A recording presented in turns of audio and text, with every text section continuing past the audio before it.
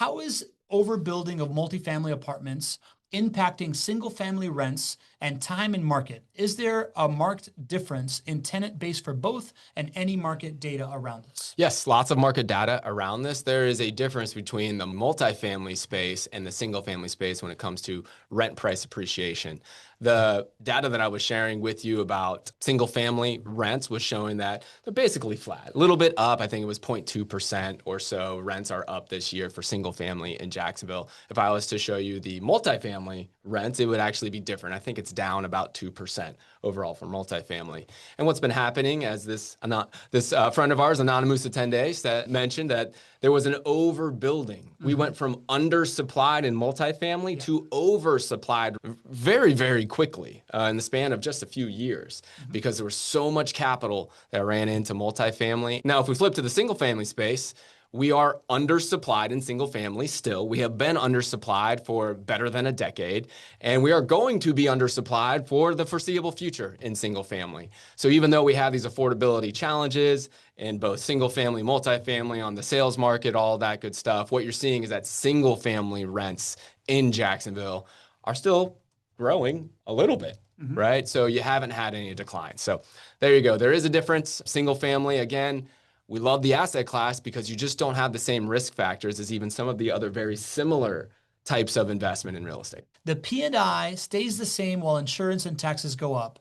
How will these two variables affect this asset and its returns? Will property taxes disappear for the investor if Florida eliminates them? With rents going up, as they generally do, they go up about 4% a year here in Jacksonville. Is that enough to cover the increases to property taxes and insurance costs?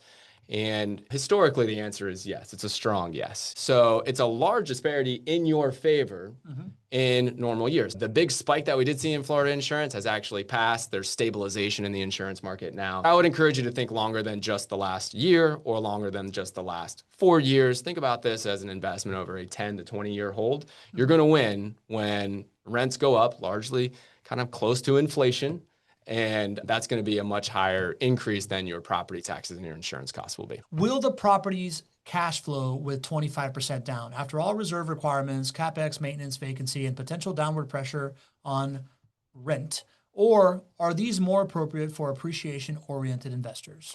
These do positively cash flow at 25% down. They do because of the large incentive packages that are being offered by builders, of which JWB has a large incentive package that we're offering. So that is the point of the incentive package, to make sure that we're setting up every investor so that you are cash flow positive from day one. So yes, cash flow positive with 25% down.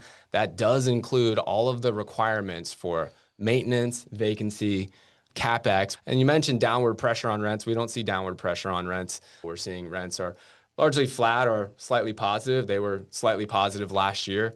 And as we look out in future years, everything that I have seen is that, rents in Jacksonville are expected to increase somewhere in the realm of maybe 2 to maybe 4% in the coming years. So I don't see downward pressure or depreciation when it comes to rent rates. And you had asked, is it more appropriate for appreciation-oriented investors? I think it's great for cash flow plus growth oriented investors. So I think it's a great play in Jacksonville for both cash flow and growth. Kevin Glacken asks, is JWB no longer buying single family rentals in Jax?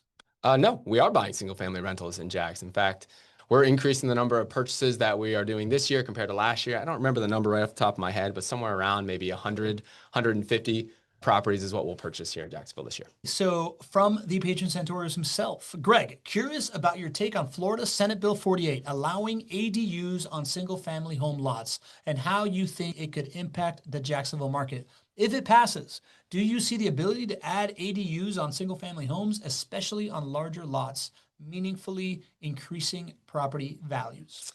Yeah, so I did some quick research on this. Ultimately, Florida Senate Bill 48 is a bill that would require every city in the state of Florida to allow ADUs. And an ADU is an accessory dwelling unit. think about a separate structure on your existing single family home lot. And so a big topic, as we all know, is affordability. So being able to increase the amount of housing, increase the density is the key to having our housing become more affordable. It really, really is. And so this would be a great thing to help with affordability. Right now, Jacksonville restricts ADUs. So you are only allowed to build an accessory dwelling unit or an ADU on a property that is your primary residence. So you can't build it if you don't live there. So like our client, we can't build ADUs on lots that we sell with rental properties on that you rent out, right? So I think it would be a great thing for affordability. I'm hopeful that it passes. It gained momentum and then it expired, but may come back again. We'll see kind of where it is. And Milady Jack Chatta has a perfect question here, this idea of like the Iran war and how that affects housing. She asks, well, how would Jacksonville real estate and especially rents and vacancy play out if oil prices continue to rise and stay there for a couple of years? Do you have any kind of like overall macroeconomic thoughts on that? Well, you know what? Oil prices, energy prices is a tax on everything. It is a major component of inflation, and it's really just a hidden or maybe not so hidden tax. And the real challenge is when you have high inflationary environments, you've got two things that are working against housing. You've got, the Fed is going to increase the Fed funds rate or at least keep it elevated in order to restrict inflation. The Fed's one of the two Fed mandates is to make sure inflation doesn't go skyrocket. Well, when you have energy costs, energy affects everything, so that leads to high inflation, and that the Fed responds by elevating mortgage rates. That's not good for housing in the short run. And then the other thing is that our long-term 30-year interest rates are more closely tied to what do 10-year Treasury investors think. Because our mortgage rates historically are about 1.7 to 2% higher than what the 10-year Treasury yield is. And so in inflationary times, people don't want to lend money as much because they understand that they're getting paid back and their values are getting eroded. They're getting paid back in less valuable dollars. So when inflation is high, that also means that bond investors, the demand is lower, and so the yield goes up. And when the yield goes up on the 10-year Treasury, that means that our 30-year mortgage rates are higher. Now, how does this all relate to Jag's question? Well, everything I just shared with you, if you continue to have really high energy spikes, it would likely lead to an environment where you would see decreased home sales because you'd have higher 30-year mortgage rates in that case. And it would be a temporary situation as long as energy costs are that much higher and as long as inflation is that much higher. But that's largely where it would land.